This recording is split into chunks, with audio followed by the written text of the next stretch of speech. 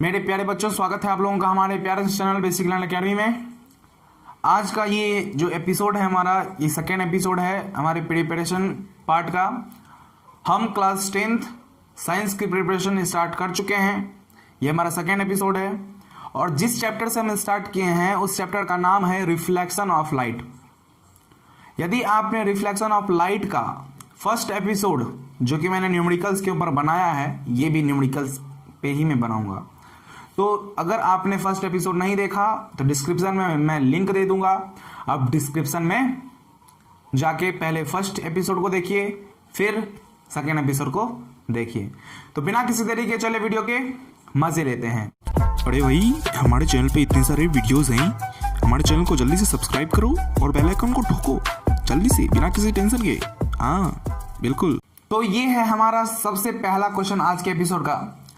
Basic जो हमारे numericals थे प्लेन मिरर का, वो 2 क्वेश्चन बच गए हैं। वो 2 क्वेश्चन अभी मैं करवाऊंगा। उसके बाद जो आने वाले क्वेश्चन होंगे वो स्फेरिकल मिरर्स पे होंगे, जो कि बहुत इंपॉर्टेंट टॉपिक है। तो सबसे पहला टॉपिक, सबसे पहला जो हमारा क्वेश्चन है वो क्वेश्चन क्या है देखिएगा। A boy with a mouth 5 centimetre wide. एक लड़का है जिसका माउथ 5 सेंटीमीटर का है। माउथ क्या है? 5 सेंटीमीटर का भैया। Stands 2 metre away from a plane mirror. Plane mirror से 2 मीटर दूर पे वो लड़का खड़ा है। प्लेन मिरर से 2 मीटर दूर पर वो लड़का खड़ा है। उसका माउथ जो है वो माउथ मैं यहाँ पे आपको बना देता हूं, ठीक है। वो माउथ है, दांत निकल रहा है, हाँ, तो ये माउथ है। अब 2 मीटर दूरी पर ये खड़ा है ये लड़का, पूरा शरीर नहीं बनाने का, सिर्फ माउथ बनाने का, और 5 सेंटीमीटर वाइड माउथ है इसका, ठीक है। Where is his image and how wide is the image of his mouth. अब बोला जा रहा है, ये बात पूछा जा रहा है कि बताइए उस लड़के का जो माउथ होगा वह कितना सेंटीमीटर वाइड होगा, वो कितना वाइड होगा और वो कहां पे होगा, उसका इमेज, इसके माउथ का इमेज कहां पे होगा।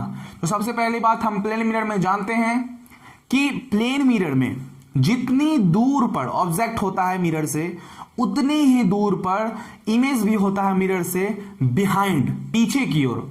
तो यह यहां 2 मीटर के दूरी पर है, 2 मीटर दूरी पर है, तो 2 मीटर की दूरी पर ही माउथ का कुछ इमेज होगा, ठीक है। और कितना मीटर वाइड होगा, तो मैंने बताया था shape and size. Shape and size plane mirror में एग्जैक्ट सेम होता है ऑब्जेक्ट और इमेज का। प्लेन मिरर में जैसा ऑब्जेक्ट वैसा इमेज, दोनों का जो शेप होगा, साइज होगा, सब क्या होगा, बिल्कुल सेम होता है। ये थ्योरेटिकल बात मैंने आपको बताया था, लाइव क्लास में भी मैंने बताया था, और अभी जब कैलकुलेशन करवा रहा हूं आपको यूट्यूब पर, तो यहां भी मैं आपको बता रहा हूं। तो इसका जो वाइड होगा वो 5 सेंटीमीटर ही होगा। बहुत आसान क्वेश्चन, बेसिक क्वेश्चन, हमारे प्यारे प्यारे बच्चों से इसे समझ लिया होगा। चलिए pause the video to note it down students. Plane mirror से एक बहुत ही प्यारा सा क्वेश्चन ये है आपके सामने। A boy walks towards the mirror at a speed of 1 metre per second. एक प्लेन मिरर है और एक लड़का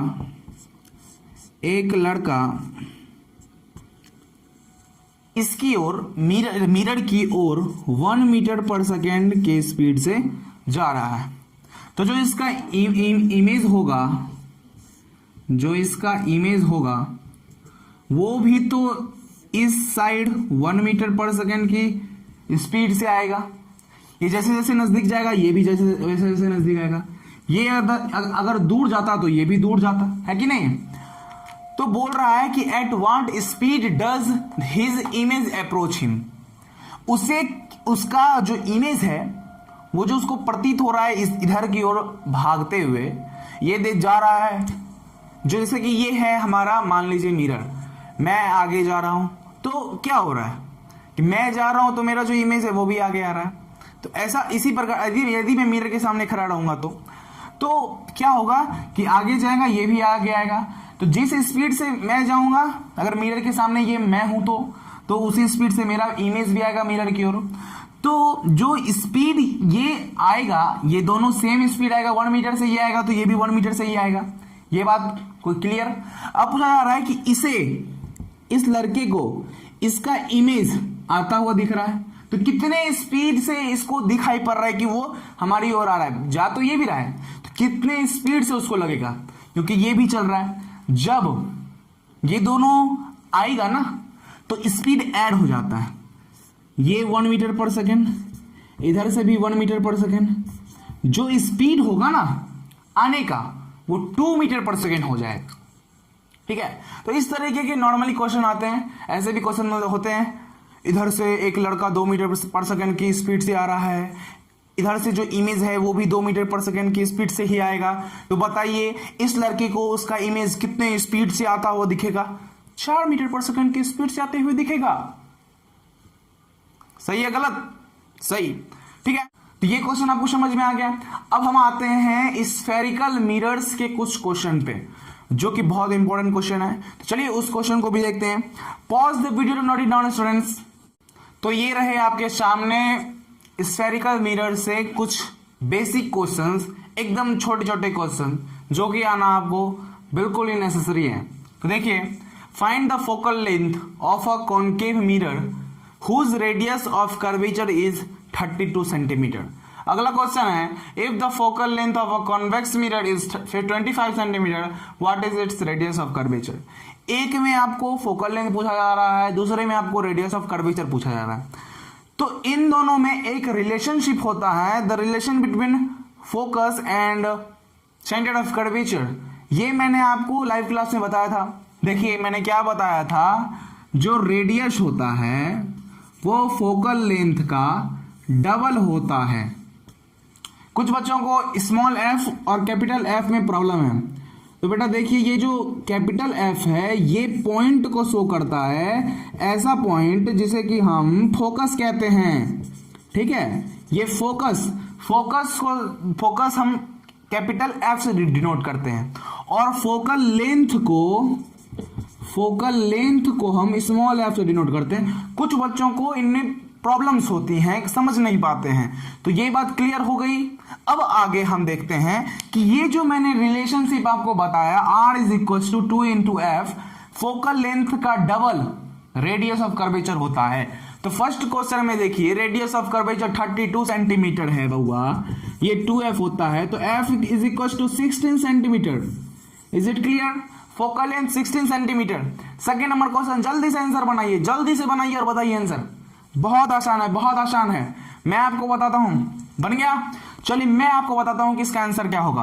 अब देखिए हमारा सेम फॉर्मूला लगेगा यहाँ पे जो आपको रेडियस ऑफ कर्वेचर पूछा जा रहा है, और आपको कॉन्वेक्स मिरर का फोकल लेंथ दे दिया गया है 25 centimetre. 2 into 25 centimetre is equals to 50 centimeter, so the radius of curvature is 50 centimeter। It is very easy man, very easy। तो ये दोनों क्वेश्चन आपने समझिए, बहुत बेसिक क्वेश्चन है। अब हायर लेवल पे चलते हैं, स्फेरिकल मिरर्स के हायर लेवल के क्वेश्चन अब हम करने वाले हैं। और स्फेरिकल मिरर में भी कॉनकेव मिरर की करेंगे क्वेश्चन, फिर कॉन्वेक्स मिरर की भी क्वेश्चंस करेंगे। एपिसोड आते जाएंगे, आप देखते जाएंगे, सीखते जाएंगे, पढ़ते जाएंगे, और एग्जाम में टॉप कर जाएंगे, पता भी नहीं चलेगा। तो देखते रहिए। सबसे पहले आप एक काम कीजिए, प्यारा सा काम, pause the video to note it down students. तो कुछ अपर लेवल के क्वेश्चंस आपके सामने ये रहे। जो हमारा क्वेश्चन है वो है, ध्यान से समझना है, ध्यान से समझना है। If an object is placed at a distance of 8 centimetre from a concave mirror, कितने सेंटीमीटर? 8 सेंटीमीटर। एन ऑब्जेक्ट, एक ऑब्जेक्ट है जो कि 8 सेंटीमीटर की दूरी पर कॉनकेव मिरर से रखा गया है, जिसका फोकल लेंथ 10 सेंटीमीटर है, कॉनकेव मिरर से 8 सेंटीमीटर की दूरी पर रखा गया है। डिस्कस करना है हमें नेचर के बारे में, और जो इमेज फॉर्म्ड हुआ उसके नेचर के बारे में हमें डिस्कस करना है by drawing the ray diagram. तो सबसे पहले रे डायग्राम हम बनाएंगे by drawing the ray diagram. इसके आंसर आप जानते होंगे, लेकिन फिर भी ये एक इंपॉर्टेंट क्वेश्चन में आता है। तो हम नेचर कैसे पता करते, सिंपल तरीके हैं जो कि मैंने आपको लाइव सेशन में बताए थे, लेकिन आपने ध्यान दिया नहीं दिया मुझे मालूम नहीं, तो आप देखिए यहाँ। तो सबसे पहले हम क्या बनाएंगे, कॉनकेव मिरर। कॉनकेव मिरर हम ऐसे भी बना सकते हैं, ऐसे भी बना सकते हैं, दोनों कॉनकेव मिरर ही है। लेकिन जब हम रे डायग्राम बनाते हैं तो ये हमारा सही और ये हमारा गलत है, क्योंकि रिफ्लेक्टिंग सरफेस जो होगा वो हमेशा लेफ्ट साइड में होगा। लेफ्ट साइड में ये रिफ्लेक्टिंग सरफेस है और जो पेंटेड सरफेस है वो राइट साइड में है। लेकिन यहाँ पे जो पेंटेड सरफेस है वो लेफ्ट साइड में है और रिफ्लेक्टेड सरफेस राइट साइड में है, तो ये रॉन्ग हो जाएगा और ये सही हो जाएगा। हमें रिफ्लेक्टेड सरफेस हमेशा लेफ्ट में रखनी चाहिए। चलिए, तो ये हो गया हमारा गलत, तो इसे हम हटा देते हैं। अब देखिए, तो ये जो हमारा कनकेव मिरर बना, अब कनकेव मिरर ये हमारा प्रिंसिपल एक्सिस होगा, ये हमारा पोल होगा, ये क्या है हमारा प्रिंसिपल एक्सिस है, ठीक है।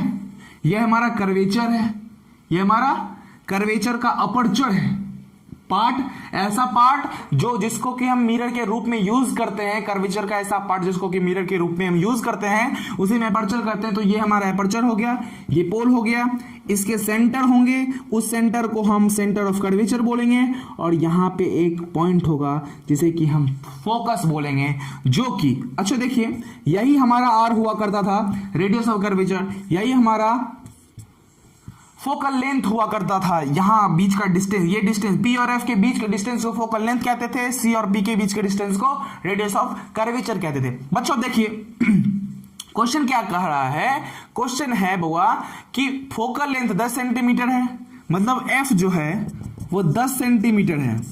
अब प्लस है माइनस है उससे हमको मतलब अभी नहीं है, क्योंकि हमें यहां पे कुछ भी फाइंड नहीं करना, हमें ये देखना है, हमें ये बताना है, हमें डिस्कस करना है नेचर के बारे में। यहाँ पे हमें कुछ किसी की वैल्यूज नहीं निकालनी, तो साइंस से अभी हमको कुछ भी मतलब नहीं है, साइन कन्वेंशन हम अभी नहीं देखेंगे। तो चलिए देखिए, फोकल लेंथ 10 सेंटीमीटर और जो डिस्टेंस है, डिस्टेंस ऑब्जेक्ट का मिरर से, तो object distance is denoted by small u।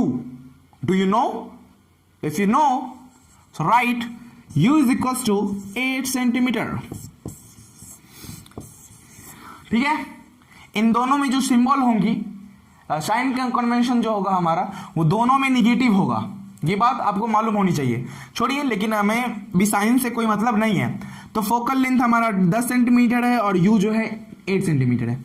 मैंने जब रे डायग्राम की मदद से मैंने इमेज फॉर्मेशन बताया था, मैंने जब इमेज फॉर्मेशन बताया था बच्चों, तो इमेज फॉर्मेशन में मैं ये बताया था, पोल और फोकस के बीच जब ऑब्जेक्ट होती है तो जो इमेज फॉर्म होती है वो इमेज फॉर्म वर्चुअल होती है, इरेक्ट होती है और उसके साथ साथ मैग्नीफाइड होती है। ये मैंने बताया था, याद कीजिए। इमेज फॉर्मेशन में, इमेज फॉर्मेशन जब मैं करवा रहा था, अभी मैं इमेज फॉर्मेशन करता हूं, अभी मैं जस्ट इमेज फॉर्मेशन करता हूं बच्चों।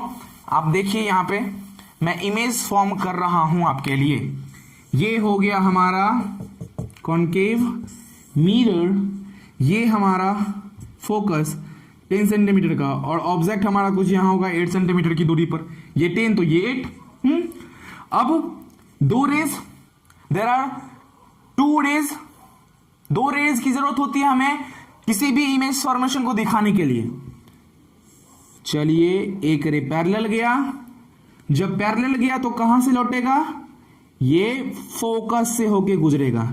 ठीक है, अब सेकेंड नंबर, यहां पे फोकस, यहां पे सेंटर, यहां पे कुछ सेंटर होगा।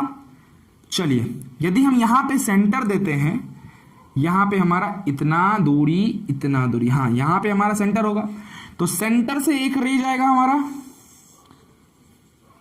2 रे, एक सेंटर से रे ले गए और एक पैरेलल लेके, सेंटर से ले जाएंगे तो सेंटर से ही लौट आएगा, सेंटर से ही लौट आएगा। अच्छा, ये वाला आपको कुछ टेढ़ा दिखाई पड़ रहा है क्या?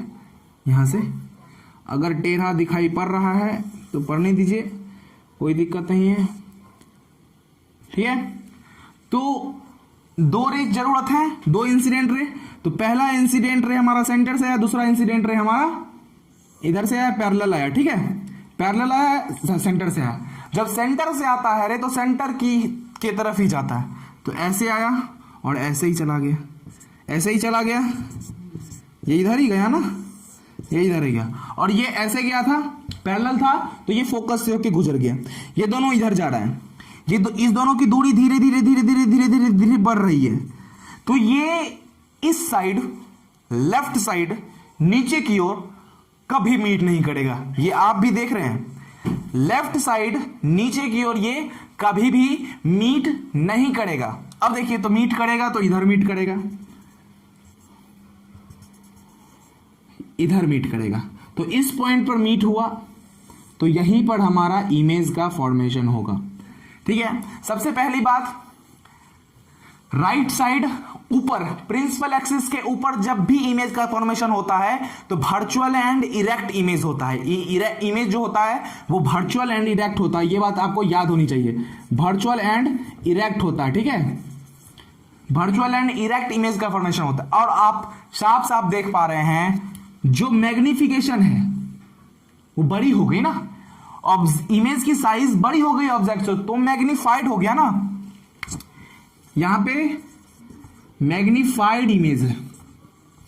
ठीक है, एक डिविनाइज्ड होता है और एक मैग्निफाइड होता है, हाईली मैग्निफाइड होते हैं, तो यहां पे मैग्निफाइड हो गया। वहीं पे यदि फोकस पे होता ऑब्जेक्ट तो हाईली मैग्निफाइड बनता और रियल बनता,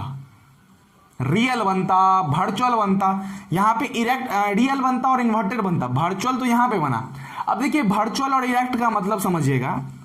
वर्चुअल मतलब होता है कि हम वर्चुअल को स्क्रीन पे शो नहीं कर सकते हैं। अब इरेक्ट का मतलब ये होता है, वर्चुअल और इन्वर्टेड का मतलब आप जानते होंगे ना, वर्चुअल और रियल का मतलब जानते होंगे। इन्वर्टेड और इरेक्ट में बच्चे कंफ्यूज करते हैं।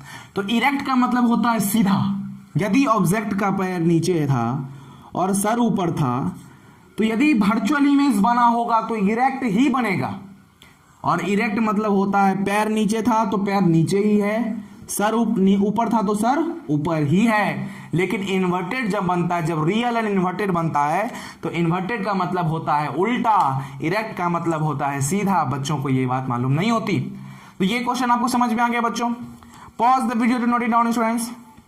पिछले एपिसोड में मैंने आपको एक क्वेश्चन दिया था, एक होमवर्क दिया था करने के लिए। मैंने बोला था कि आप कमेंट बॉक्स में दीजिए। कुछ बच्चों ने कमेंट बॉक्स में आंसर लिखा भी था, लेकिन मैं आपको बता देता हूं इसके answers. What type of images form, किस तरह के इमेजेस फॉर्म होते हैं प्लेन मिरर में और सिनेमा स्क्रीन में। प्लेन मिरर में जो इमेज फॉर्म होता है वैसे इमेज को हम वर्चुअल इमेज कहते हैं। और यदि इमेज वर्चुअल होता है तो वर्चुअल के साथ साथ इमेज इरेक्ट भी बनता है। आपको ये बात मालूम होना चाहिए, ठीक है। अब सिनेमा स्क्रीन पर जो हमारा इमेज होता है वो किस तरह के इमेज होते हैं, तो ये रियल इमेज होते हैं जिसे कि हम सिनेमा स्क्रीन पे प्रेजेंट कर सकते हैं। रियल होने के साथ साथ ये इन्वर्टेड भी होते हैं। इरेक्ट मतलब सीधा और इन्वर्टेड मतलब उल्टा। समझ में आ गया बच्चों? अब मैं आपको एक होमवर्क दे रहा हूं, आप उसका आंसर कमेंट में लिखोगे, आप उसे बनाओगे। तो pause the video to note it down students. ये है आपका प्यारा सा homework. A man stands 10 metre in the front of a large plane mirror. How far must he walk before he is 5 metre away from his image. इसकी हिंदी मैं बता देता हूं, देख लीजिए। जो आदमी है वो 10 मीटर की दूरी पर इमेज, जो हमारा मिरर है, कौन सा मिरर है? Plane mirror. प्लेन मिरर से 10 मीटर दूरी पर वो इंसान खड़ा है, एक आदमी खड़ा है।